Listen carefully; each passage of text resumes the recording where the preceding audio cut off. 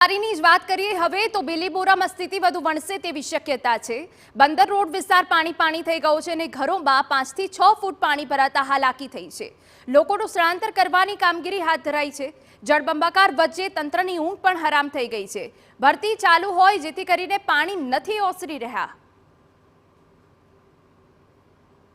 અંબિકા નદીના વિસ્તારમાં આવેલા બંદર રોડ વિસ્તારની આજે દ્રશ્યો જે સ્થિતિ છે એ કેમેરામાં દેખાઈ રહી છે। સામે જે ઘરો છે એ ઘરોમાં 4 થી 5 ફૂટ જેટલા પાણી ભરાયા છે, જેને લઈને આજે 50 થી વધુ ઘરો છે એમાં સમગ્ર ઘરો પાણીમાં ગરક થઈ ગયા છે, જેને લઈને જે લોકો છે એમને સ્થળાંતરિત કરવામાં આવ્યા છે। બિલીમોરા શહેરના અલગ અલગ વિસ્તારોમાં આ જ પ્રકારની સ્થિતિ નિર્માણ થઈ છે। આ જે સ્થિતિ નિર્માણ થઈ છે એને પગલે જે વહીવટીતંત્ર છે એની ઊંઘ પણ હરામ થઈ છે।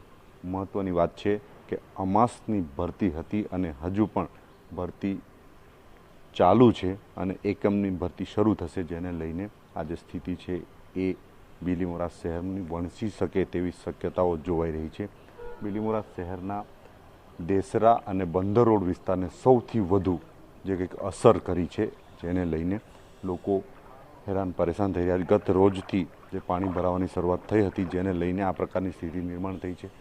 જે સમગ્ર સ્થિતિ નિર્માણ થઈ છે એ સ્થિતિ બિલીમોરા શહેરના લોકો માટે અકળાવનારી કહી શકાય એવી સ્થિતિ છે। બિલીમોરા શહેરમાં જે દ્રશ્યો નિર્માણ થયા છે એ બિલીમોરા શહેરમાં પૂર જે આવ્યું છે એને લઈને સીધી લોકોને અસર થઈ છે। સ્થાનિક કેટલાક લોકો સાથે વાત કરીશું।